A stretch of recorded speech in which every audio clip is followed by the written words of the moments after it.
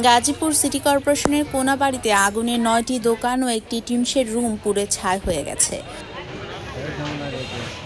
বুধবার ভোররাতে মহানগরীর আমবাগ বউবাজার এলাকায় এই অগ্নিকাণ্ডের ঘটনা ঘটে। ফায়ার সার্ভিস ও স্থানীয় সূত্রে জানা যায়, রাত 4:45টার সময় চাচা ভাতিজা এন্টারপ্রাইজ ঝুটের গোডাউনে হতে আগুনের সূত্রপাত হয়।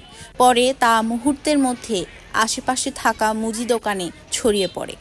এতে ৯টি দোকান ও বাসার একটি টিনশেড রুম পুড়ে ছাই হয়ে যায়। খবর পেয়ে কোনাবাড়ি ও গাজীপুর চৌরাস্তা মডার্ন ফায়ার সার্ভিসের 4টি ইউনিট প্রায় 2 ঘন্টার চেষ্টায় আগুন নিয়ন্ত্রণে আনে। কোনাবাড়ি মডার্ন ফায়ার সার্ভিসের ওয়্যারহাউস ইন্সপেক্টর মোহাম্মদ সাইফুল ইসলাম জানান, এ ঘটনায় আনুমানিক প্রায় 30 লক্ষ টাকার ক্ষয়ক্ষতি হয়েছে। উদ্ধার করা হয়েছে প্রায় 1 কোটি টাকার মালামাল।